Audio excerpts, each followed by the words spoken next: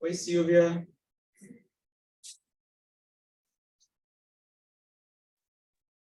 Oi, tudo bem? E aí, você me ouviu bem? Tudo bem. Oi, Silvia. Professora, tudo bem? Tudo bem? Oi de novo, né? A gente vai ficar desse... Bora mesmo. Está faltando. Está faltando a autora. Está faltando a Cecília da FGV. Oi, Elna. A Cecília está tomando café. Ah, ela está aí, que bom, hein? Que sorte é de vocês. Eu estou morrendo de inveja de vocês. É melhor.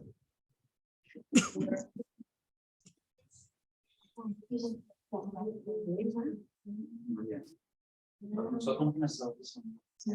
Não, let's start right now. When you can speak English. In English? All right. Ô, Silvia, não deixa o pessoal falar em português, não. Você vai ficar aqui comandando. O quê? Só tem um problema. Não deixa o pessoal falar português, não. Essa é a sessão que você queria em inglês, né? Sim, é tudo em inglês, é tudo em inglês. Tá? Então, quem são os autores? Nós três, né? E a Cecília, ou tem mais? Ou é o Lini que está nessa também? Não. Então, são vocês dois. Eu acho que as minhas coautoras não... Bom, o Felipe Borini é meu coautor, e a outra coautora acho que nem se inscreveu. Que é a Rosana, lembra, Elna, da disciplina lá do João Maurício? Lembra, ela chegou agora.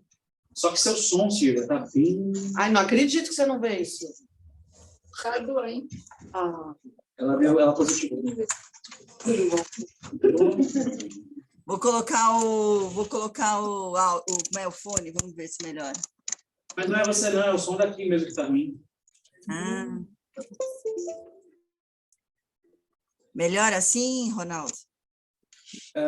Silvia, o problema não é você, não. É o som daqui que tá ruim, entendeu? Ah. O som tá estourado aqui. Tá bom. Ah, sim, tá. No computador. Silvia, fala aí alguma coisa, por favor. Oi. A Cecília já chegou? Ela não tá chegando direito. Quer que eu procure outra sala ou dá para ser nessa? Ah, é aqui? A imagem de vocês está parada, viu? Do Ronaldo com a Elna está parada. Ele congelou ali. Quer ir para outra sala? Agora eu estou vendo aí vocês. Oi, Cecília. eu tô acreditando que você não vê. Tô com Covid, menina, você acredita? Mas põe. Ronaldo, let's switch to English, né? You are recording. É. Mas vai ter que ser em inglês? Sim, Yes. Yeah. Mas por que assim? This is an English session. Yes. Não, ok. Mas só para entender, aquele videozinho lá que a gente fez, ele vai ser nossa apresentação, certo? Tá. Então está em português e eu coloquei para legendar. É isso? Então, o problema é esse. O meu também está em português, a gente não conseguiu fazer a versão. Mas os dois da Silvia estão em inglês para salvar aqui.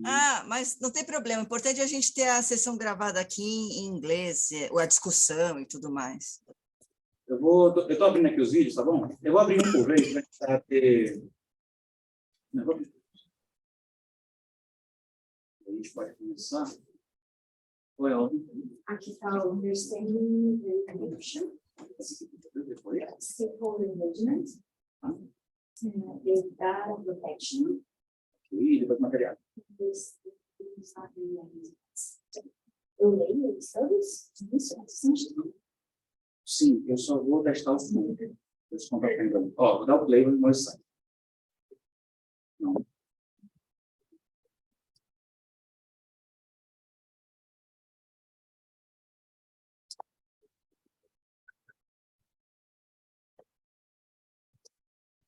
Sim, você consegue me ouvir ainda?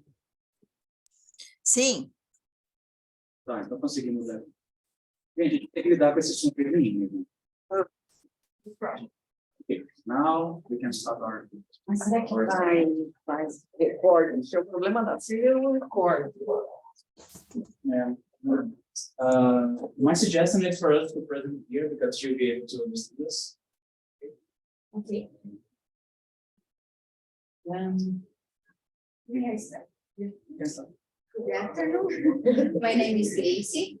I am from Federal University of Santa Maria. Só um minutinho, viu, Silvia? Henrique, só para você entender. Eu fiz o curso, a Helma era a TEDS do curso. E a Silvia era também uma das alunas. Então, 3 dos autores. Não, é que a filha também fez, daí não conheço alguém.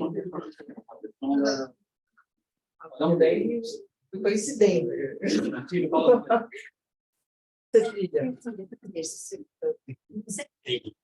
Prazer. Sua Grace. Escrevi já errado. É, bem brasileira. Isso aqui tá funcionando.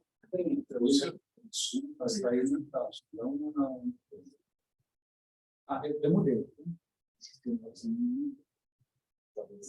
Quando eu doutorado em sustentabilidade na GBS.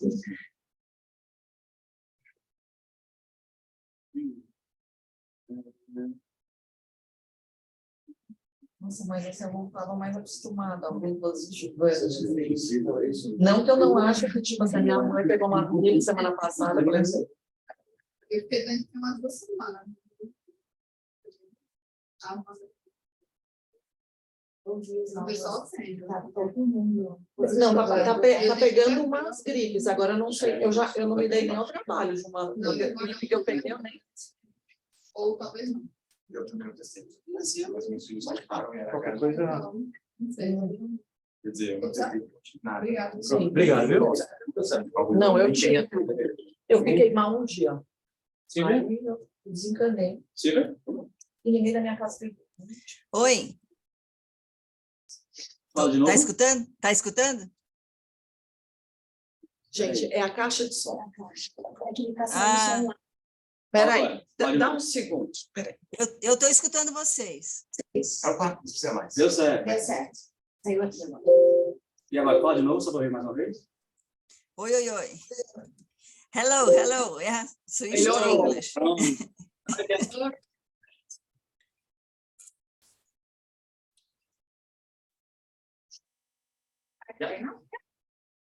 So, good afternoon, everyone. Now we have 4 papers to present. I will moderate. I am Gracie. I am from Federal University of Santa Maria. So now we'll discuss with us. Yeah, I will help Gracie in the discussion. I'm a PhD student here at the University of Santa. So the first paper is Understanding Value Creation, Distribution, and Capture in Stakeholder-Oriented Firms. The second one will be Stakeholder Engagement through the lens of justification, tools for exploring environmental misconduct. The third one is Data Protection Laws, Impact on Employees' Property Rights. And the last paper, Understanding the Materiality Concept, a literature review within the stakeholder team. So we have to present the recorded presentations, and after that we have like 7 minutes. 7-8 minutes per paper to discuss, and then we go to the second paper. Okay. And finally, we have like 10 or 15 minutes to discuss all of them. Okay. So, start. I will change my camera. Second. Here. Can you see it, Sylvia? Then I will start the first one. 3, 2, 1. Hi, I'm presenting the paper entitled Understanding Value Creation, Distribution, and Capturing Stakeholder-Oriented Firms, developed by me, Silvia Tomaso, and Professor Felipe Borini. So both the strategy field and business management are taking a stakeholder turn and call to rethink strategy theories from a stakeholder perspective. Stakeholder theory of data debate argues that the firm needs to develop a value creation system, which is a group of interrelated stakeholders with resources dependent on the environment and organized to achieve multiple objectives. Besides, the stakeholder value system is the firm's processes of value creation, value distribution, and value capture to multiple stakeholders. It's a mindset change in the business model, since from the economic perspective, the value creation process is related to economic transactions, and from the stakeholder theory perspective, the value creation system is about relationships and goes beyond economic benefits. However, the literature does not explain how the processes of value creation, distribution, and capture are coordinated to achieve performance, economic, environmental, and social ones in the long term. For that, the research has its theoretical foundation on the resource-based theory that adopts the stakeholder perspective to offer consistent treatment of how the firm develops specific capabilities and coordinates them to create the most appropriate and distribute value to multiple stakeholders. So our research question is, how is the stakeholder value system communicated to have a firm achieves the same performance? And for that, the main goal is to understand how the firm coordinates the value creation, distribution, and capture processes with stakeholders. The secondary objectives are to identify the elements that compose the value creation, distribution, and capture processes, describe the firm's systems of value creation, distribution, and capture, and describe how the firm coordinates the three processes. So it's an applied qualitative approach. It's an exploratory research based on the theory building from multiple case studies. We use secondary and primary data, and the coding and analysis with the support of the Atlas TI software. The results show that the value creation is composed of three elements: organizational behavior, business model by definition, and societal issues. It happens within the firm's core business and value chain activities. Value distribution is composed of two elements: materiality matrix and stakeholder bargaining power. And value capture is composed of two elements: retention of rents and governance mechanisms. And the organizational behavior drives the system, putting societal material needs in the center of the business model. The paper our investigation contributes to the updated investigation of stakeholder resource-based theory, addressing its managerial perspective, raising light on how the firm creates specific captures value beyond economic goals. As per the managerial contribution, we understand that this investigation contributes to help organizations take a stakeholder turn and develops a stakeholder value system. And in the social contribution, we contribute to the implementation of the Global Sustainable Development Goal 8, specifically explaining how companies can promote development, focus policies that support productive activities, decent job creation, entrepreneurship, creativity, and innovation, and encourage the formalization and growth of micro, small, and medium-sized enterprises by shifting to a stakeholder orientation approach. Thank you.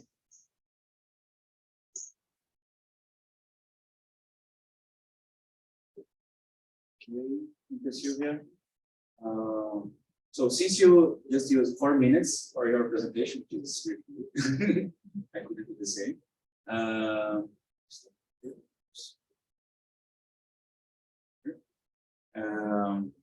I think we can discuss for 10 minutes or something. Yeah, sure. 8 to 10 minutes. So, do we have any comments? I have several. You want to hear? Because she'll be able to respond. So Sylvia, hi. No, in reality, I want to know more about your work. So, and because my PhD is about the value creation also. So I'm interested in the literature that you use to define the value creation and what and how you define the sustainable performance. Can you talk a little bit about it? Mhm. Performance here, we are talking about the results, economic, social, and environmental results that the company or the organization achieves, as it is dealt in the strategic management field. Yeah, I didn't go very much deep in that because the idea is to investigate the value creation system to get to this. Yeah. Okay. No, But and, the composition of the value, when we explain what is valued, it's a composition or it's a function of tangible and intangible preferences of different stakeholders. And so that's the idea of the results is not, it's go beyond the economic benefits as the value as defined by Harrison, yeah, 2020. okay. No, is this Harrison? I didn't read, so it was a kind of new. Okay, okay, so yeah. Right, because I'm using other sources, and I believe Yeah. that you're more. He's one of the theorists from the resource-based view, and that is, you know, using the stakeholder perspective and resource-based view to investigate this value creation system. So the value creation system definition that I bring to the article is his. Okay. He has papers on that, but also he has a book on that. So the 2020 is also the book he wrote. Okay, perfect. No, thank you. Because mine I'm using just for curiosity, the definition of sustainability. I have several scales, and that I have two specific articles. And then what I'm doing is if there is an improvement. So from time 1, from time 2, if there is or an improvement on social, economic, and environment. Okay. So this is how I'm using. And I was wondering how you were dealing with that. Now I understand your question. That when I say sustainable performance means performance in the long term. It's not about it's not about sustainability dimensions. Okay. Okay, but when we talk about the value creation function, then it depends on the preferences of the stakeholders. But the company is, you know, the stakeholder oriented company, let's say, yeah, when it's managing or developing its strategic objectives, it includes the 3 dimensions of the sustainability concept. But that's not what I'm talking about. The performance is about sustainable performance, long-term performance. Yeah. Okay, so it's long-term economic, considering environmental and social dimensions. Yeah, because the stakeholders consider that now. Yeah. Okay. Thank you. Comment? I have a question. Okay, go ahead. Sylvia, congratulations for. Yes. Can you hear me? Can you Yeah, hear me? I can. This is the continuation of what we talked yesterday. Yes, Gracie. We met each other yesterday, right? Yeah, yeah. When I reading your paper, I remember our discussion yesterday, but now I have actually some doubts that I was trying to figure out and think maybe this doesn't make any sense, but I will ask you. Okay. Sometimes looks like it's not clear enough the differentiation between value creation and value distribution. Let me tell an example. Like with the product, you put as value creation or part of the value creation, but the same thing could be a value distribution for a stakeholder, for example.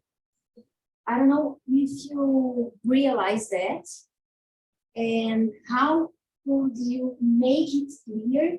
Like if I wanted to verify if there is a value creation or a value distribution part of the process, I know this is very hard to separate because they sometimes happen in the same time, like I produce or I create value and I also distribute value.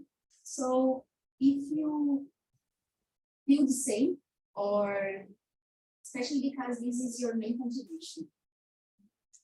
Yes, that's one of the things. Well, I've already, improved the article, yeah.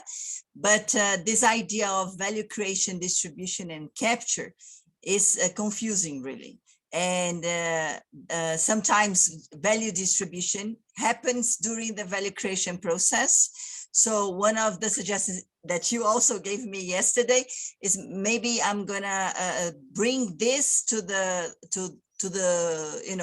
further investigation or further some propositions, because the idea of separating the value creation, distribution, and capture happens because of the materiality matrix tool, where the companies identify what is the common preferences among the priority stakeholders and their preferences, the company's preferences. So the material themes will define the criteria that the company will address to say that that value is going to be distributed and then captured by the different stakeholder groups. Yes, this is something that is not clear yet for me. So I have to go deeper in that, and I'm doing this. Yes, by analyzing the other results of the interviews I have now. I'm clarifying that, and also. You said to me yesterday, and also Professor Floor said too, that some of the elements that I put in the three different processes may be the same ones. Yes, and so I have to rearrange my coding tree, and now I have more elements for that, and I'm also including the secondary data that I didn't have the time to do that, and when I submitted this paper, but the secondary data clarified this also. So thank you for the comment, and I'm adjusting all these things too. That's perfect. Thank you so much, Sylvia. I appreciate. Thank you. So Sylvia, we have almost 3 minutes actually. I just want to say something about your paper. First, I really want to congratulate you. I think that I all the time talk about this because I really like when we get the stakeholder theory in another way, not just look into secondary data, but go into the stakeholder to listen to the stakeholder. Oh, what are you doing? What do you think about it? This kind of stuff, because I think that it's some kind of shift we are creating in this stakeholder theory to really try to understand what the stakeholders are really doing or thinking or demanding for real, right?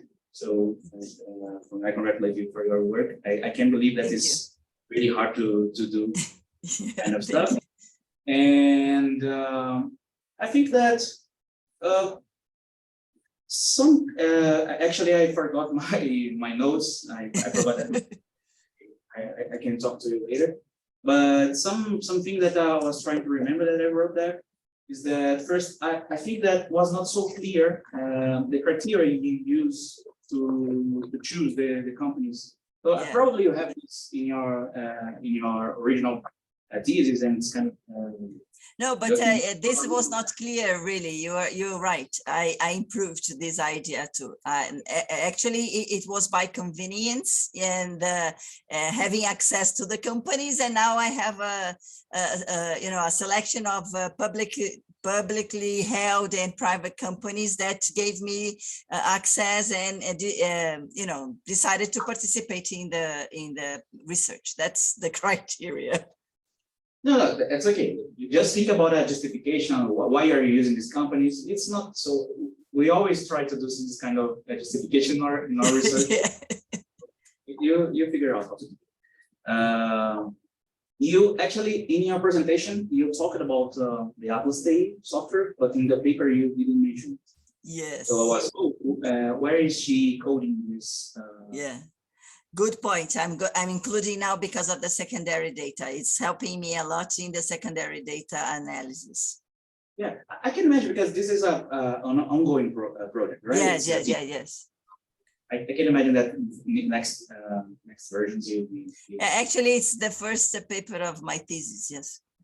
Nice. It's really nice. I enjoyed to read. Your text was really fluid, so it was good. So that's it. So Thank you. Well, I hope we have a group here to improve each other's papers.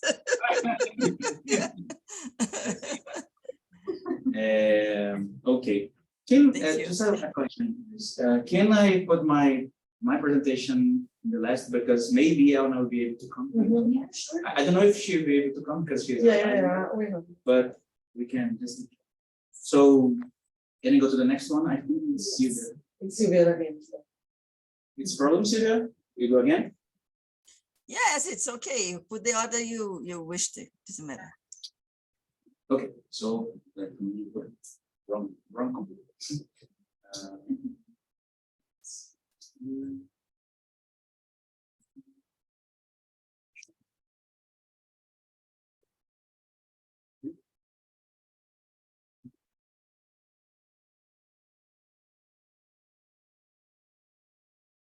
See, but during the presentation, you were able to listen your song. Very badly, but it's okay. If you could, it's okay. I didn't share the sound, so now. No, I could listen to it, but the sound was not good. Okay, maybe now we'll be back. Okay, can I start? Send it. Okay, 3, 2, 1. Hi, I'm presenting the paper entitled "The Data Protection Law's Impacts on Employees' Data Disclosure," written by Silvia Ferraz Nogueira de Tomaso, me, and Rosana Muninka. So the Business Roundtable statement represents an important move to the idea that a commitment to stakeholder places managers in potential legal threat for violation of property rights. It's reasonable to assume that the Business Roundtable must have itself consulted with numerous corporate lawyers during the debate and drafting of the statement. Here we understand stakeholders as persons or groups that have or claims ownership rights or interests in a corporation and its activities, past, present, or future. And from the organizational approach, these claimed rights or interests are the result of transactions with or actions taken by the corporation and may be legal or moral, individual or collective. And on the other hand, the data protection law aims to protect individuals' fundamental rights and freedoms. The regulation also intends to advance the free movement of personal data, strengthen the protection of personal data, and harmonize data protection law. And the violation by the data controller leads to an infringement of the fundamental right to the protection of the personal data of the data subject. However, the literature does not say how the stakeholders' data are managed by the companies. What are the boundaries for that data disclosure? The investigation focused on a specific stakeholder group, employees, and we argue that the Brazilian data protection may be a boundary for the employees' data disclosure by the companies. So our research question is, how does the data protection law impact employees' data disclosure? Our thesis is that the Brazilian data protection law may be a boundary for implementing processes to attend to employees' issues. So our general objective is to analyze the impacts of data protection law, data protection rules have on employees' data disclosure. And the specific objectives are identify the employees' issues in the human and social capital dimensions of the integrated reports of the sample companies, identifying the data protection law criteria in the human and social capital dimensions of the integrated reports of the sample companies, and analyze the impacts the data protection law criteria have on the employees' issues attendance. Well, the theoretical foundation here lies on the stakeholder theory, specifically about property rights. We have 3 chapters: stakeholders' property rights, the Brazilian data protection law, and stakeholders' property rights within the Brazilian data protection law. It is an applied qualitative approach research, descriptive. We use the documental research method to investigate the annual reports and the Brazilian Sustainability Index of the stock market questionnaire and website, and we used as data analysis technique content analysis. Our research sample is composed of 4 Brazilian banks, the major 4 Brazilian banks, the unit of analysis, the company's data, and we used reports from 2018 till 2021. The results show that the data protection law impacted positively on the employees' data disclosure in the sample companies' annual reports. Our thesis that the Brazilian data protection law may be a boundary for implementing processes to attend to employees' issues has not proved totally valid. On one hand, it may have encouraged companies to improve their annual report disclosure. Data is more organized and there is more explanation on why the topics are collected. On the other hand, data protection law guarantees the data owner's rights of using his or her data economically as he or she wishes. Property rights is not an absolute concept. Different stakeholders have partitions of rights to facets of data. Neither the company nor any of its stakeholders have the right or claims fully addressed. It has to be a joint value creation process to guarantee business performance and stakeholders' issues attendance. Therefore, the data protection law has changed economic value of data. Companies are obliged to share and disclose employees' data in a transparent and easy way so that the employees are aware of what kind of data companies are collecting and may use in negotiation scenarios. So our investigation contributed to the updated investigation of stakeholders' property rights and claims. As per the managerial contribution, we understand that it brings better ideas of how managers can implement a roadmap to disclose employees' data and be aware of its risks. And for the social contribution, it contributes to the implementation of Sustainable Development Goal 8, bringing knowledge to employees' issues and property rights. Thank you.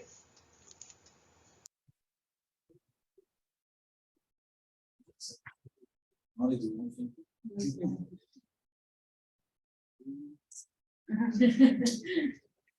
So thank you, Sylvia. Your video was 6.6 maybe 6.5 minutes, so we can maybe have 9 minutes to discuss. Now it's 5:02, so anyone wants to start? So discussion. Go ahead.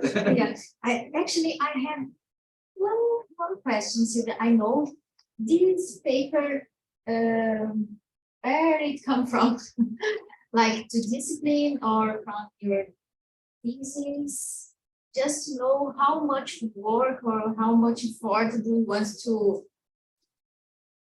apply on this. No, actually, it was the paper for the João Mauricio's discipline, and my, co-author is a lawyer. She has a firm, yeah, and she works with compliance and all this data protection law implementation. So the idea of investigating how this data protection law influenced property rights or employees' data was a good exercise for us. She is using that. I think she is going to improve this paper, because this is her everyday work. Yes, she's a lawyer. Yeah, and so that was very interesting for me to participate and analyze from her perspective this. You know how data has an economic value for employees now, and it didn't have before the data protection law was implemented. So as individuals, we do not have this idea now, but we will in the future. So that was an interesting exercise for me, but I will not improve on that, I guess. I know. I asked that because I have two suggestions. The first one would be more complicated, because I would suggest to analyze before the law, because I'm not sure that you can prove or analyze the impact of the law, because we don't know what happens before the law. And Wait, the 2018 was when the law was, let's say, approved by the government, but it was not implemented by the company. So 2021, it was the data to actually be implemented. So we analyzed 4 years just to see how this movement happens in the reports. In 2018 was approved, right? Yes, but the companies had some time to implement the law. So that's why we analyzed the 4 years. Because Yeah. it was approved. okay, but one suggestion would be take before the law, like 2017. Just okay, I do this kind of way, and now I change. Or you can show in a graphic or some figure to present this kind of modification, but you don't find that. That's right. The law doesn't change anything, that what I understood, because you said that the law. No, the law changed. Yeah, the law changed. We understood that there was gonna be a constraint for the companies to address the employees' issues, but it was proved to be the other way around. The law helped the companies to get closer to the stakeholders and be more transparent with them, referring to what kind of data the companies have about employees. What we realized is that before the law, the company didn't say to the employees what kind of data they have. Even in the, we analyzed the questionnaires of the EASY, yeah, if you look in the website, you have the questions. In the questionnaire that the companies have to answer, and those questions were changed. So we have the data set.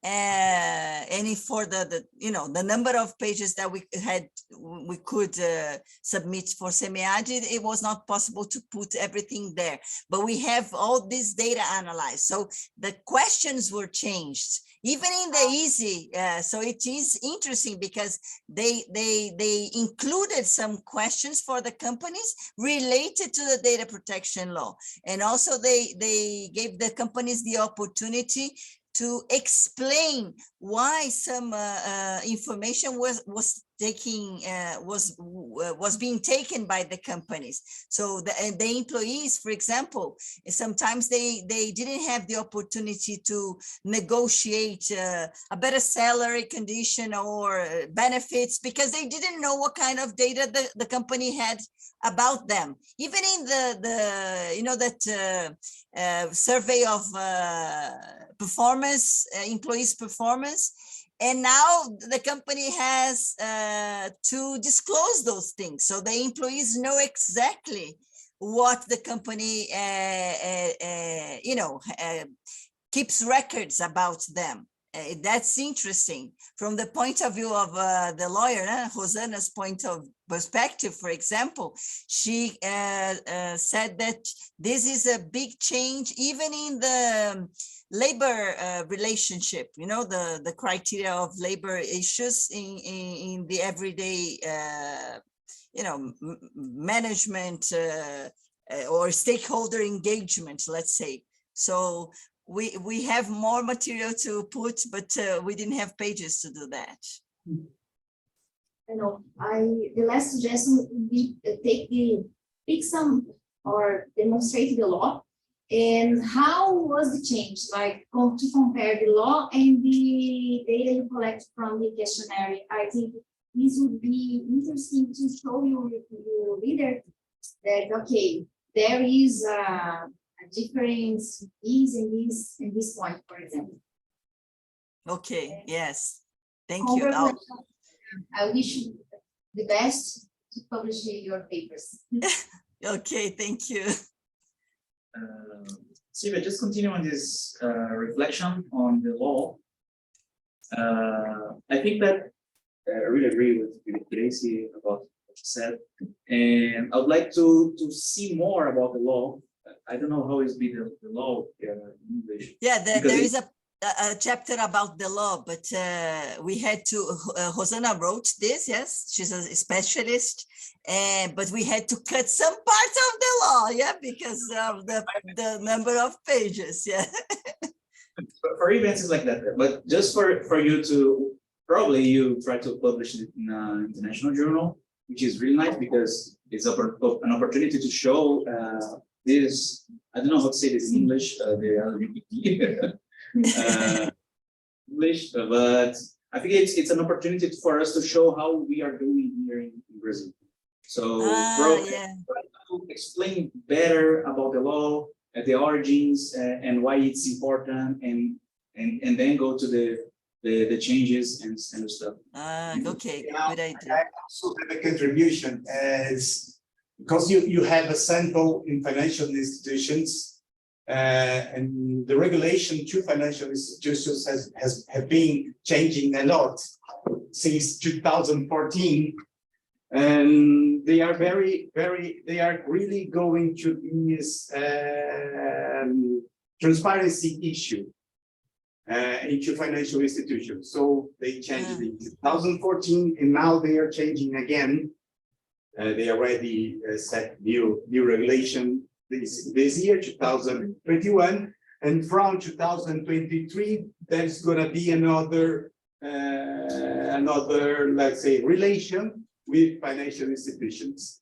And it may be, maybe there must be some questions about this, because you have two regulations, one from the government, central government, and the other one from the regulator, the Central Bank of Brazil. Mm-hmm. And I know because I work there. I work at the Central Bank, and I know specifically on ESG issues. And I work inside of the Central Bank, pushing the financial institutions to this new transparency. And this may cause some impact on your research. So I would maybe somehow just state this, not to, let's say, make your research impacted through because of other regulation that's not the protection of data one. Just an issue that I'm coming to you and bringing to you maybe you may. Oh, maybe you could come and join us co-authoring the paper too. Yes, bring I'm discussion. totally open if you want to talk more about this. Yes, please. I cannot see your name from here. Yes, I didn't but- say I speak with Cecilia Enrico Dalla Riva. And I study with Cecilia at GV. My doctoral is on sustainable finance. And I'm totally engaged on this theme. And I'm very interested in your research. If you want to share. How nice. So Erico, Cecilia has my contact too. Let's talk after after this, then improve the paper. Yes, I will put you in contact. Oh, thank you. Oh, how nice. Thank you. Sure. Yeah, just to finish, I know that we are past the time, but in the final version, future versions, I know that in the events we don't need to do this, but just to show more about the data, like the data source or some kind of table with the information, just for us to see the real data there, because this kind of discussion probably the reviewers will be willing to see. Yes, thank you. Yeah, you are right. Thank you. So, okay. Now I know that my colleague won't be able to come, so I can put mine on yours. It's okay. And you'll be the one that will do. Okay, Silvia, thank you. Now we're going to the next paper.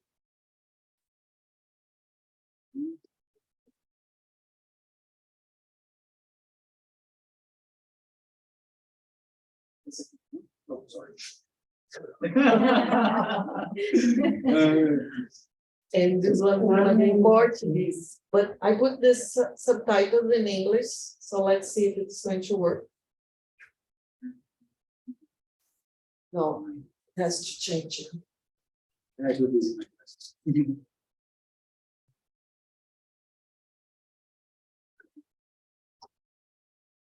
English.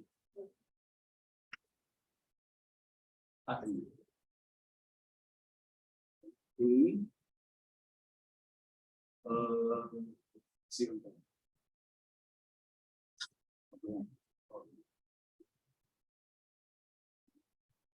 See it, Steven?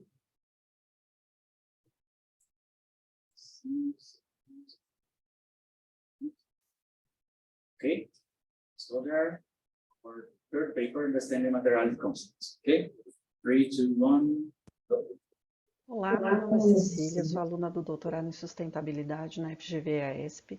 Este artigo foi desenvolvido no curso Managing for Stakeholders aqui na FEA e faz parte da minha tese.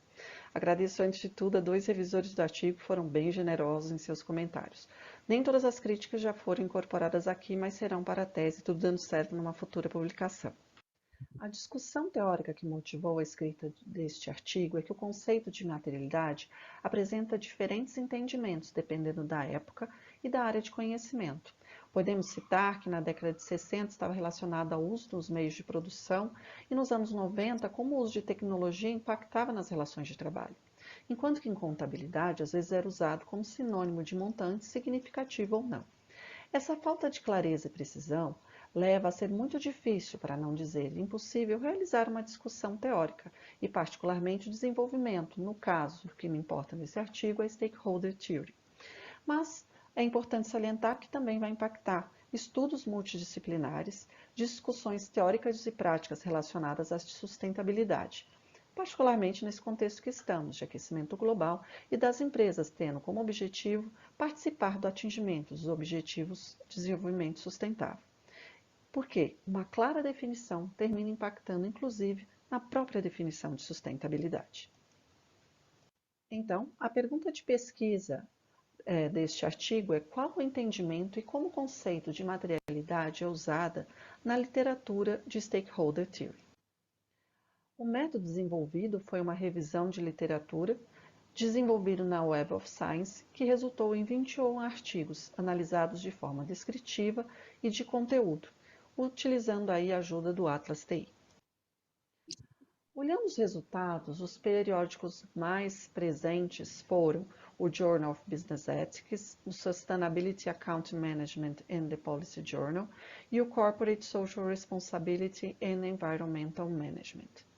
A discussão sobre materialidade também parece que está ganhando relevância, porque 50% dos artigos foram publicados nos últimos 3 anos, e a busca foi realizada até o meio deste ano que estamos, 2022. Analisando uma nuvem de palavras formada com os textos dos artigos, ele antecipa a presença da discussão de sustentabilidade e, principalmente, o uso do conceito de materialidade ao falar de relatórios corporativos de sustentabilidade ou integrados. Analisando o conteúdo, também é possível verificar que todos os artigos são relacionados à sustentabilidade corporativa. 8 artigos diretamente discutem relatórios de sustentabilidade. E a Stakeholder Theory é utilizada principalmente como uma teoria complementar e basicamente para justificar a relevância e presença na discussão dos diferentes stakeholders. As teorias mais mencionadas incluem Legitimacy Theory e a teoria institucional. Ao analisar o conteúdo, foram identificados 3 definições ou entendimentos sobre o conceito de materialidade. Os 2 primeiros grupos consideram materialidade um pouco como o que importa. No primeiro grupo, nomeado Economic Value Creation, o que importa é o que impacta o resultado econômico-financeiro da empresa. Normalmente é utilizado em relatórios integrados direcionados a investidores, acionistas e alto comando das empresas responsáveis por estes resultados. No segundo grupo, nomeado Stakeholder Value Creation, o conceito de materialidade reflete o que é importante para a organização, mas também seus stakeholders, relacionando aspectos econômicos, mas também ambientais e sociais. Este entendimento é utilizado principalmente nos relatórios de sustentabilidade, que têm como público-alvo stakeholders internos e externos da empresa, e é utilizado, por exemplo, em relatórios que têm o GRI como base. O terceiro grupo segue a sociomaterialidade, que estuda o impacto da matéria, tangível e intangível, na estrutura e dinâmica dos negócios. O público-alvo, além do acadêmico, são stakeholders relacionados às empresas com o objetivo de conscientizar sobre o papel da empresa na sociedade e natureza de forma bem objetiva. Os principais temas discutidos nos artigos foram determinantes de materialidade, indicadores de materialidade, identificação de materialidade e como melhor administrar materialidade ou o que eles estão chamando uma falta de uma boa administração em uma empresa. E uma discussão crítica sobre como relatórios e a própria definição de materialidade pode ser uma ferramenta para um futuro greenwashing. Na discussão, foi identificado como a diferença da definição de materialidade impacta na definição de stakeholders, qual a sua relevância e o impacto na própria definição de sustentabilidade e o que é considerado o atingimento de sustentabilidade. O artigo, então, finaliza a conclusão, deixando claro as 3 definições, qual é o impacto disso para a definição de stakeholder e a consequência para o estudo de Stakeholder Theory, como isso também impacta o estudo de sustentabilidade e faz, então, uma pequena agenda para pesquisas futuras e apresenta as limitações do artigo. Obrigada. Qualquer dúvida ou observação é muito bem-vinda. Por favor, entre em contato. Meu e-mail é cecilobaraújo@gmail.com.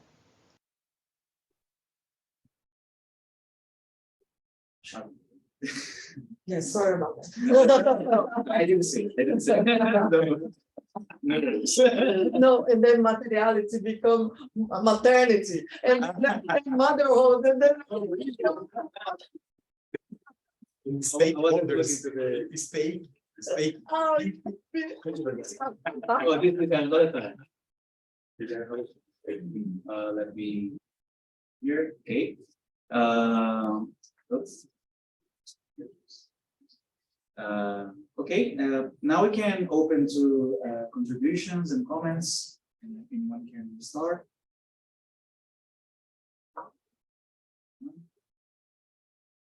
I can start. No, actually, I really was looking for my notebook, but it's okay. first of all, congratulations for a paper. It was a paper from the discipline. I know how it is. I was there. She was there also. In the past. You should have something. And that's it. So I know that in that discipline we need to go a little bit very in the to finish the paper, and that's what I felt here in some parts of the paper. I thought it was a little bit, you were in a rush to finish that, and probably because of that, I think that some arguments were a little bit difficult to understand. The argument was there, but it was like One sentence. yeah, that's it. So it's not something that really is a problem, because we can all the time review our paper and improve. But I felt something like that in the data protection law paper also, because it was a little in a rush. I know who it is, but just for you to take care of it, because I know that it's easy, so you have a lot of time now to. No, I don't. Not so much. So all the observations are very welcome, and if Okay. you have this at your home, send it. Okay, yeah, I'll take a picture and then. Yeah. But actually, the thing is that just about the fluidity of the text, because sometimes I was like, all the time I need to stop to understand again, and then just to reorganize some arguments. Something that I was wondering is that you state here, page 3, in your methods, that you use the Atlas TI software as a supporting tool. So I was like, how was this support? So I was curious about that, because I know that we don't have so much space here, but I think it's important for you to really show to the reader how the software was used, because that reader can be a student that is have some that is thinking about to research that kind of replicate. So yes, team, but it was just 2 lines here, and I was like, how it was used. So just that, I was really shocked that only 26 papers were found using these 2 Yes. keywords. Is pretty shocking. So you have a lot of work to do in this discussion. Let me see. And I think for now is this. I'm trying to remember it. Oh, you can talk to it. Oh, Cecilia, congratulations on the article too. But I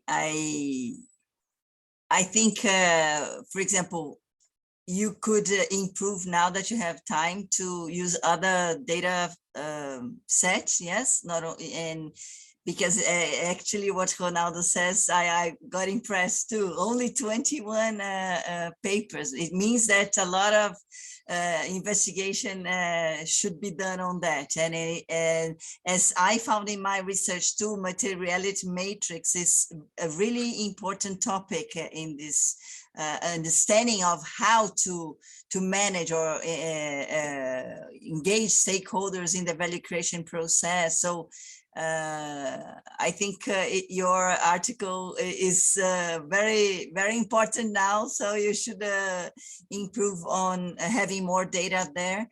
And also, for example, I know that putting the word cloud looks interesting, but I don't feel it helped much. And maybe you could have used that space to write more of the idea of having those words in there. We don't need to see the graphic from my point of view, but we need to understand better some of the points you brought. Yeah, if you could go deeper in some of those ideas, maybe it would be more interesting for the reader. In the presentation, it's nice to see the wording, but it really you lose some space here. Cecilia, congratulations. I have 2 comments. Maybe the narrow or the few number of papers, it's because you put stakeholder theory. Maybe if you change just to put stakeholder, will be Yes, you can find a actually, lot of papers. on the first, of course, I did several Yeah. first, and to be able to do the analysis for the course. I narrowed down on subjects or areas of Web of Science. I don't remember exactly, but it's right somewhere. Yeah, it's Web of Science, but I restrict to some areas. Oh, yeah, these are the. And then it reduced, because otherwise it would be 60 or something articles, and then it would be impossible to analyze. Yeah. To do with that. And so that critic also came from the reviewers, like expand for more than Web of Science, what I'm agree. At the same time, and this is something to share, as definition, because there is 2 points, and even Boaventura kind of mentioned, was like, stuck to the definition and close the article. So all the discussion and conclusion, in his opinion, probably it should not be there. But I want to do that discussion because it was part of our discussion on sustainability. So for me, it was useful because it was the first time that I was discussing how the materiality impacts the sustainability. As an article, I could be more restrict more for the definitions. And based on that, I believe that I'm kind of get the 3 definitions. I do not believe that I'm gonna find like 5 definitions or 5 ways to talk about materiality. In the sense, so I don't know if I need to go further. For whatever kind of discussion, if my point in the articles would be more like main subjects or main discussions or whatever other, then of course that I should expand the thing. So I'm in doubt as an article, if I should just keep it simple and objective and just, okay, you found these 3 definitions and how this can impact stakeholder theory, because then it's mostly restricted to stakeholder definition and the discussion itself. But for me, and the kind of work that I am developing, then it became like, because it goes to greenwashing. This is my main point, and probably it's gonna be one of the main points of my PhD thesis. That is, this is a new way to, because when you are, for an example, the GRI is the company that it's stakeholder theory is a company focus, not it's central in a company. And then, but if the company keep being in the center of the discussion, who the company consider or not a stakeholder is a decision of the company. So for an example, when you have an impact on nature, this is our main point or discussion. I'm pointing to Enrico because we have a group that discusses all the time. So, so the nature. So, for example, value. This is all the obvious. If they put nature, yes, it's a nice stakeholder. Yes, I look at it, but it's not all that important and do not have all that voice. So for us in sustainability, this is really crucial, because if you read the reports, the sustainability report is like one of the best reports on sustainability, with all the GRI checked, with all the dimensions checked. But then it comes my critique to stakeholder theory, that is not the most suitable theory to analyze sustainability. You need to change a little bit the way, and then, in my opinion, or you take off the company from the center, and then it's just one of the stakeholders, and you put in the center nature and society. Otherwise, the company will never look. For an example, all Carrefour, that this is a company that I am analyzing, they did not put races as a big issue, because for them, yeah, there's people, and you need to care about people, and they really care. When you look for all the reports, I'm analyzing like 10 years of reports, they care about people. GRI? They, GRI? GRI in Brazil, it's only 3. When you look in France, then they have GRI for all the time. But they care about people, like employees or discrimination, but racism, it was not something that was striking. And how are you going to put this in the middle? How are you going to, and it is a problem about security, but a real problem.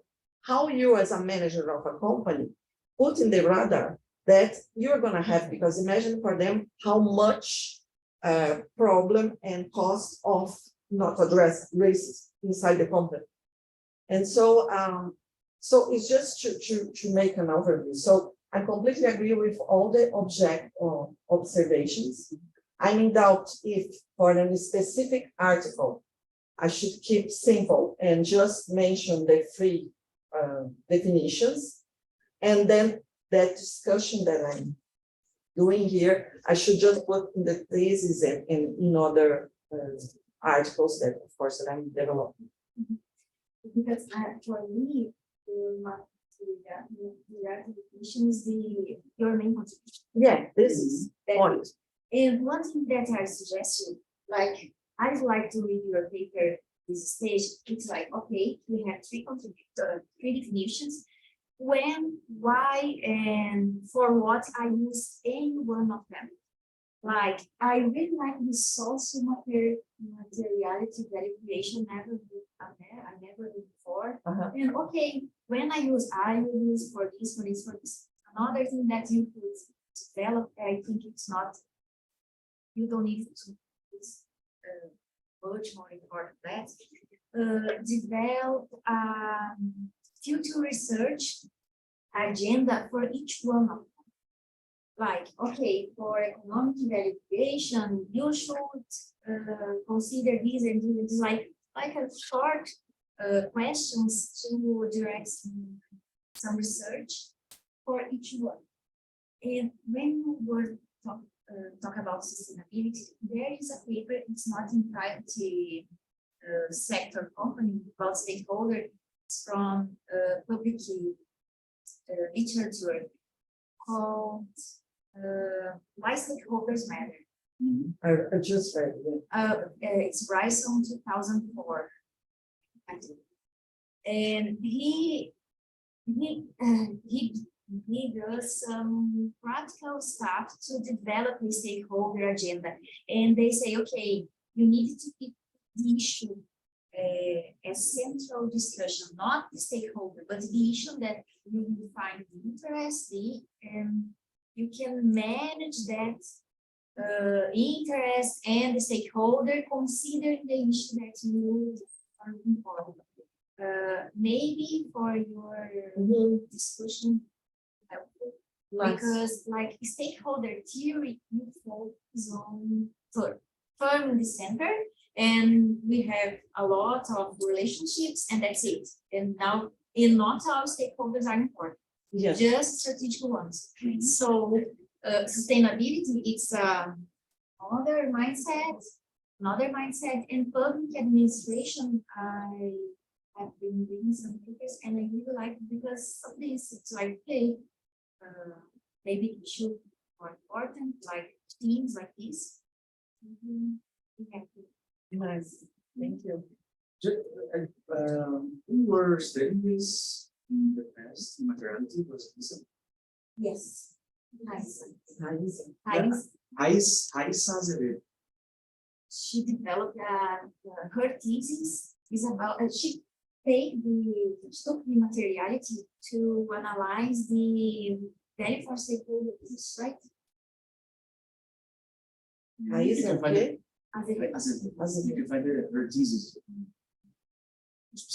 For each one of the materiality, for the lives of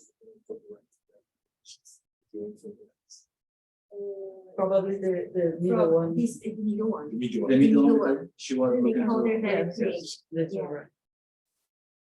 And- Mas Azevedo. Yeah, try to see if you want the contact. Just talk to Nice. her. I think she'll like it. Yeah, so Silvia, do you want to say something? Let's go. Okay. So now we are going to our last paper. Okay, Anna couldn't come. I understand she was working in the organization. So I just put sorry, I didn't actually put my in English, but I don't know if I'll be able to put the subtitles. Just a second.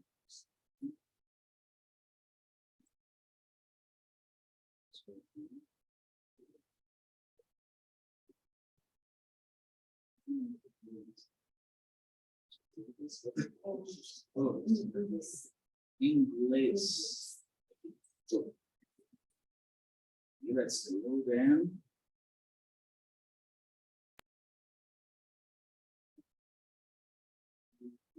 3, 2, 1.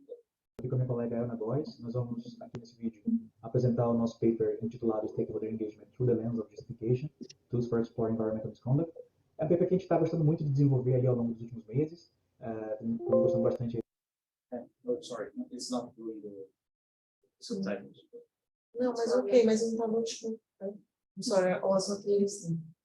It sounds not so good, né? Que estamos descobrindo e tudo mais. E espero que vocês gostem também dessa nossa apresentação. Bom, então, considerando nosso tempo reduzido aqui do vídeo, basicamente nós temos duas teorias principais, né? São as teorias que a gente usa como base aqui. Uma de um lado a teoria de stakeholder, né? Representada aqui pelo conceito de stakeholder engagement. E, de outro lado aí, a teoria da justificação, que a gente vai explicar um pouquinho mais para frente, um pouquinho de cada uma delas. Mas, basicamente, né, a partir dessas duas literaturas, nós entendemos aqui no nosso paper que quando eventos inesperados, ou algo que tem algum tipo de impacto na organização, uma crise, ou algo do tipo assim, como desastres ambientais, como no caso que a gente estuda aqui, que é o caso da Vale, em Brumadinho, né? Quando esse tipo de evento acontece, as organizações elas precisam desenvolver o quê? Justificações para fazer valer o seu posicionamento em cima daquela situação específica, né? Porque, enfim, para evitar, na verdade, que aquela circunstância fique sem um controle, sem um direcionamento, as organizações precisam justificar suas ações, justificar o que aconteceu, e aí, com isso, né, manter, né, tentar, de alguma forma, continuar a manter aí o engajamento dos seus stakeholders, manter os seus stakeholders o quê? Engajados, participando aí das relações aí com essa organização, mesmo considerando a situação crítica que aconteceu, como no caso de Brumadinho, como no caso da British Petroleum, por exemplo, no passado, eventos críticos que afetam aí a imagem da organização, tá? Então, nesse contexto, a gente combina aí tanto a teoria de stakeholder quanto a teoria de justificação para estabelecer um modelo analítico, né, para esse tipo de situação, para uma situação crítica, para uma situação de crise, uma situação inesperada ou não, dentro aí do contexto organizacional. Então, de que forma a gente consegue utilizar essas duas teorias para poder analisar esse tipo de situação? Bom, então, continuando aqui na perspectiva da teoria de stakeholder, né, considerando o stakeholder engagement como nosso conceito, um dos conceitos básicos que a gente usa aqui, temos que esse conceito é, tecnicamente, a habilidade da organização de estabelecer relações positivas, de manter aí o stakeholder engajado positivamente nas ações da organização. Então, um ponto assim, a gente considerar, né, essas estratégias que a gente tem de stakeholder engagement. Basicamente, são formas, né, que a organização encontra para manter esse stakeholder engajado e pode ser categorizado de várias formas aí dentro da literatura. Né? Aqui a gente traz um dos modelos, né, que a gente tem mais recente aí, para a gente poder analisar, e basicamente é o direcionador para a construção do nosso modelo de análise, considerando o stakeholder engagement e a teoria da justificação. Né? Esse modelo aí com 3 níveis, saindo do nível de informação, passando para o nível de resposta e chegando aí no nível mais complexo de envolvimento de stakeholder. Então, para interpretar essas estratégias de engajamento, nós aplicamos o modelo da justificação para identificar e categorizar as justificativas da Vale. Né? A teoria da justificação ela vai argumentar a favor da agência dos atores, ao afirmar que suas ações e decisões elas exigem justificativas. E essas justificativas elas são necessárias principalmente quando surge uma situação de disputa ou de desacordo na interação social. Né? Essas justificativas elas são classificadas em ordem de valor ou em mundos e que se desdobram em valores e práticas compartilhadas, né? Que é o que a gente chama de convenções. Então, em situações de conflito e situações disruptivas, os atores eles vão procurar legitimar e validar suas justificativas para chegar a um acordo, para chegar a uma decisão. Né? E as justificativas também elas fornecem indícios, elas podem ser indicadores de ações ou posições futuras, né, dos atores. Então, uma situação de acordo ela é necessária para que se possa coordenar os interesses dos atores, né, os interesses dos stakeholders. E para a teoria dos stakeholders, isso é importante, pois stakeholders engajados, eles são mais propensos a colaborar e a apoiar as atividades e a estratégia da organização, né? E o que é um fator crítico para superar esse tipo de situação. Então, a partir dessas premissas, nós argumentamos que uma organização, ao enfrentar uma situação disruptiva, seja uma crise, um desastre ou uma má conduta organizacional, ela vai empregar justificativas a fim de reestruturar suas estratégias de engajamento com os stakeholders, gerenciando e minimizando riscos à sua reputação, aos seus níveis de confiança, questões de valor de mercado, e assim visando preservar as relações com os stakeholders. A nossa pesquisa é um ensaio teórico, cuja pesquisa é de quais formas as justificativas elas podem ser utilizadas na compreensão de estratégias de engajamento de stakeholders em eventos disruptivos, né? A nossa justificativa do nosso estudo é que o conceito de engajamento de stakeholders ele carece de fatores operacionais para demonstrar como as empresas e os stakeholders eles podem identificar e endereçar interesses, né? Especialmente em situações de negociação, né? E esses eles podem ser melhores compreendidos através da interpretação de justificativas, né? Pois ele permite avaliar o tipo de diálogo que a empresa está apresentando aos seus stakeholders. De uma forma bastante breve, né, a partir da análise nós temos as justificativas que são predominantes para cada tipo de estratégia de engajamento em relação a esse caso, né? Em resumo, a estratégia de informação ela foi identificada em justificativas utilizadas para monitorar ações, fornecer relatórios e fornecer atualizações sobre as ações técnicas, tais como treinamento. Então, nesse sentido, o principal mundo evocado de justificativas foi o industrial. A estratégia de resposta ela foi identificada em justificativas utilizadas para abordar cooperação formal e informal, grupos de trabalho, acordos, alianças, especialmente em relação à colaboração com as autoridades locais e nacionais, né? Nesse sentido, foram evocados dois mundos, o cívico e o industrial. E, por fim, a estratégia de envolvimento ela foi identificada em justificativas utilizadas para abordar o diálogo com a comunidade e com as autoridades locais, a abertura de reclamações e de sugestões. Então, nessa linha de raciocínio, o principal mundo evocado foi o da inspiração, porque ele abordava questões de emoção e de sentimentos resultantes do desastre, né? Tentando, assim, envolver os stakeholders.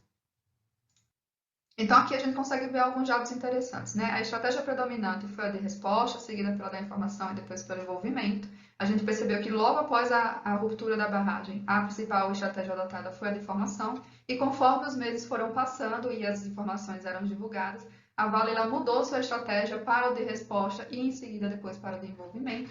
E nós também percebemos que os mundos de justificativas eles permearam diferentes tipos de estratégia. Então, por exemplo, o mundo doméstico ele foi evocado ele foi utilizado nos 3 tipos de estratégia de engajamento de stakeholders. Considerando o nosso modelo de análise e o nosso caso específico aí voltado para a questão da Vale, né, e a situação de Brumadinho, nós temos a adaptação do nosso modelo para esse contexto específico. Então, temos o nosso caso de misconduct ambiental, né, que seria basicamente o caso de Brumadinho, né, as principais justificativas que a organização entregou, né, considerando os mundos, né, por exemplo, o mundo cívico, o mundo de mercado, o mundo verde, o mundo industrial, não foram os únicos, né, como a gente pôde ver, mas são os principais que a gente pôde observar, tá?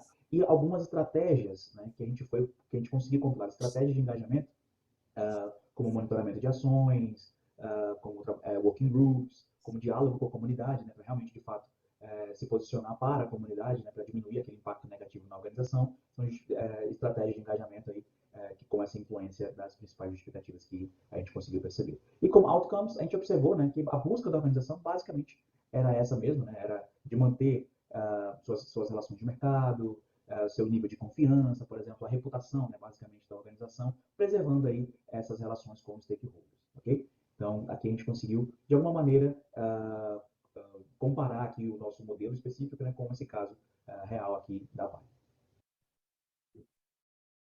Bom, então, considerando a situação, né, a busca da Vale para manter a sua imagem positiva frente aos seus stakeholders, né, então, essa busca de manter esses stakeholders ainda engajados com a organização, mesmo considerando aí a situação de misconduct ambiental, né, de desvio de conduta ambiental, a gente consegue, com o nosso modelo, né, propor uma forma alternativa de compreender esse tipo de situação, compreender de que forma, a maneira que as organizações podem se comportar a partir de situações desse tipo, né, de uma situação de desvio de conduta ambiental, como o caso da Vale, como o caso de vazamento de petróleo em algumas empresas, e assim sucessivamente, são infelizmente casos recorrentes aí na nossa história recente. Tá? Então a ideia justamente é propor não só esse modelo para essa análise de uma perspectiva em termos de estudo, mas também considerando o impacto social, né? Essa ideia de poder analisar, né, poder compreender melhor como essas organizações vão reagir, considerando esse tipo de situação e considerando de alguma maneira aí o foco do impacto, né? Considerar o impacto, né, dessas organizações na comunidade, na sociedade no qual ela está envolvida. Tá?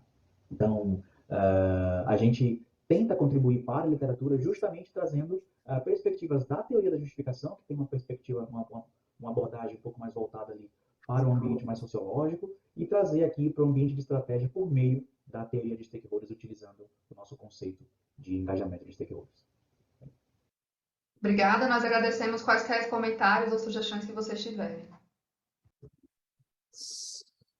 Sorry about the time. So we have 30 minutes, 30 minutes, 30 minutes to discuss. Can start. That was great. My sound was not so good, right? Thank you, Sylvia.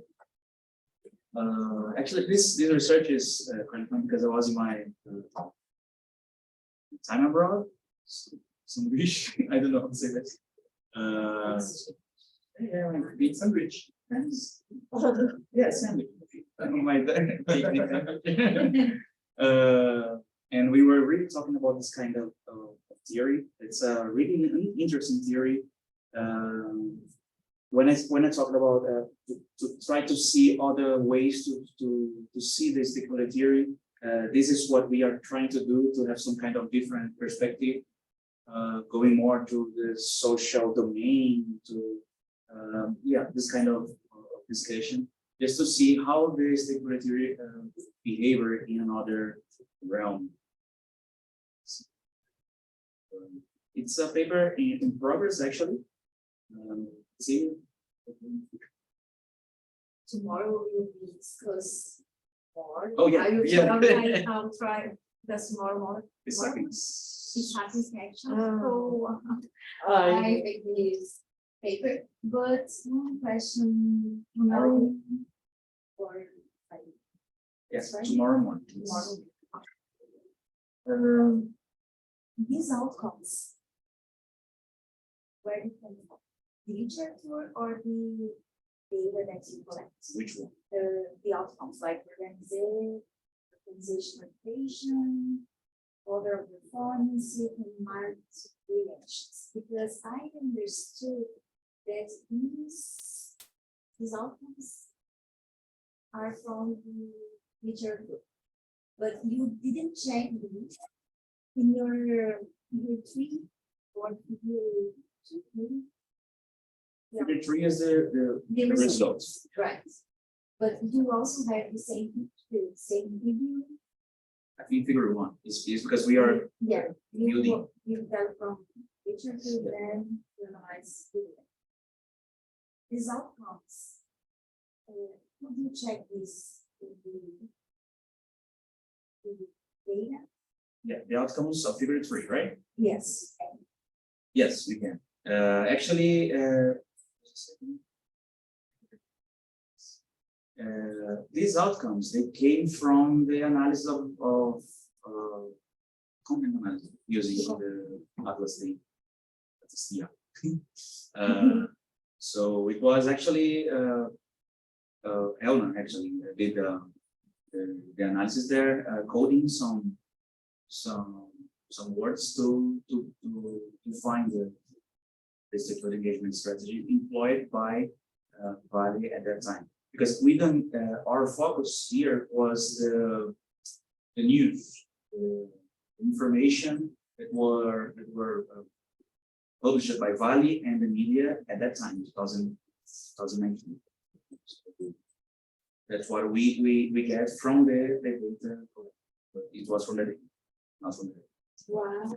But I guess that I understood her question is, okay, you got for an example, the issue we know. So for example, that probably is figure 2, that you have how they use the different kind of arguments on time, that they start to be more the different colors. It's in your Like presentation. The flow. Ah, okay, it's, yeah, this is from the literature. Because in the paper, we use paper Stocker 2000. No, it's not about the outcomes, just. Because the outcomes, how they should get that, for example, they got From the more, data. how that you assume that They they achieve a better organization. Sorry, I was looking to the stakeholder engagement strategies, the outcomes. The outcomes, yeah. Okay. How that you assume this. Sorry, not, I get it. Yeah, actually, this is why this paper is in development, because the outcome. Thank The outcome, yeah. thank you, thank you. The outcomes is from the picture, not the Yes. outcomes. Yes, the outcomes come from the literature.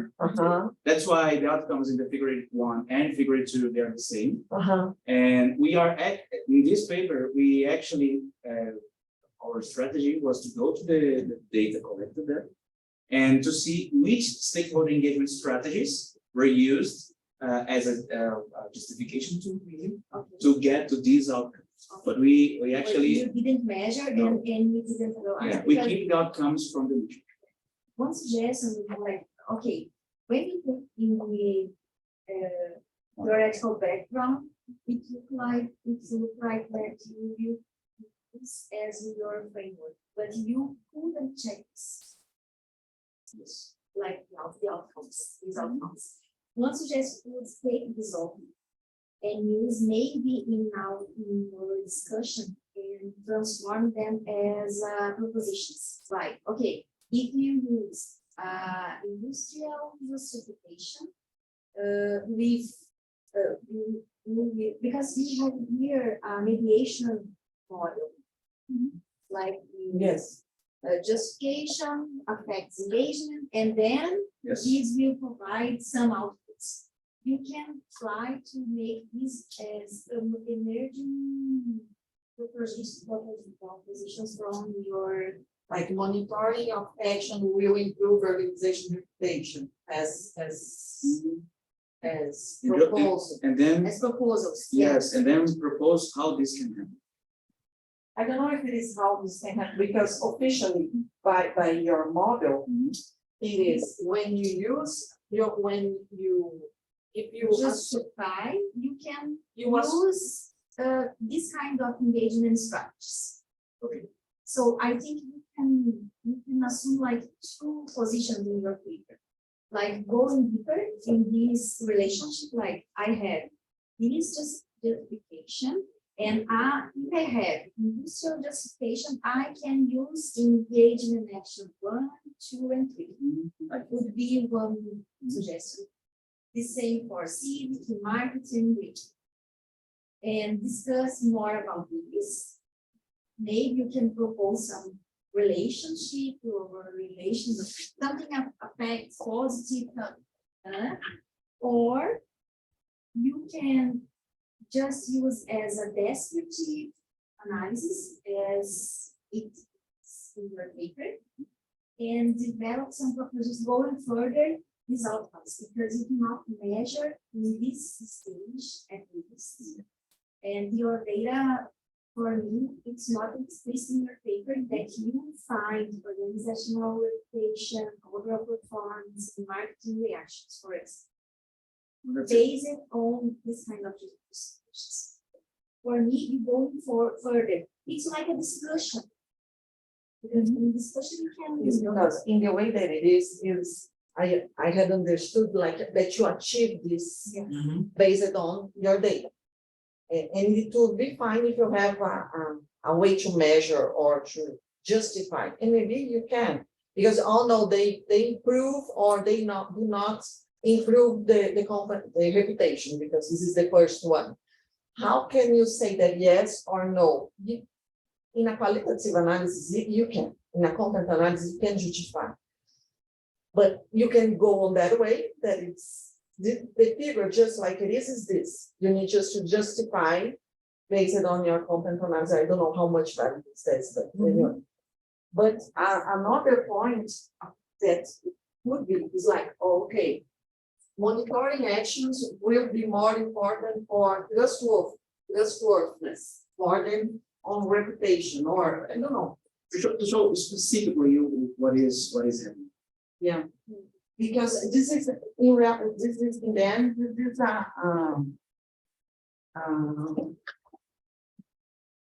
what's the name? Model? This is a model. Yeah. So, and this is a mediation, so what is mediating, and so in the words, it will be, this will improve this, or and not that one, or more, because it starts to be, because you want this to people further, for future research, we use your model. Yes. So how they can use your model? Okay. Yeah, actually, we are thinking about to send this to some international congress, and propositions were what we were thinking to do, but actually we didn't came again to the paper to think about it. Like that. Ronaldo, can I contribute? For sure. At least all your hands. Yeah. Congratulations. If we two things that came to my mind, because I also investigate Valley, and by looking at your model, I think the stakeholder engagement strategy is being used by Valley to achieve those strategic objectives. Yes, they have to get a better reputation, a better relationship with the stakeholders in order to survive. Yeah, otherwise the company will shut. And if you, my suggestion to join to your data, if you go to the LinkedIn and follow the sustainability director now, Maria Luisa Paiva, she was the sustainability director of Suzano, and she moved to Valley to implement stakeholder engagement strategies. And I think if you get her posts, and if you send her contacting the LinkedIn, she will give you an interview.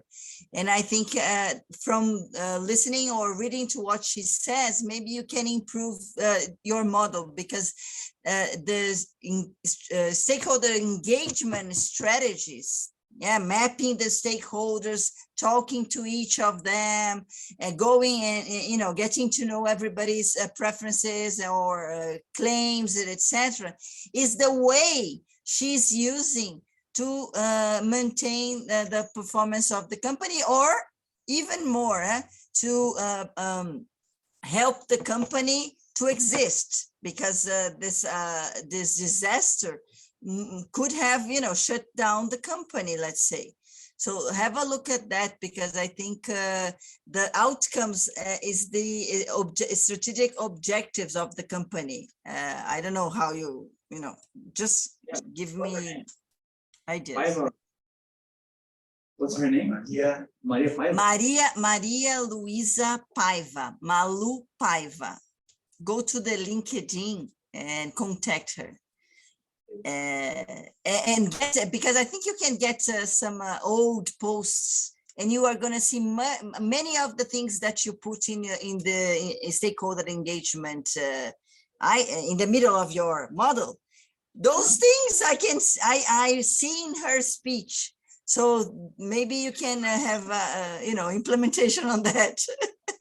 We weren't going to the company. We just saw the news. Actually. Yes, but that's why I'm telling you. You analyzed it well. Yes, you can include these things there. Maybe it's an idea. Yeah. Thank you. Thank you, Sarah.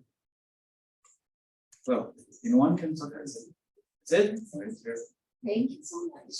Thank you so much. Thank you all. Thank you, Sylvia. Hope you feel well. Thank you all. Thank you for having this session in English. This is a hit for the internationalization progress of SEMEAD. Yes, thank you. And enjoy the SEMEAD. See you. Bye-bye. Thanks. No.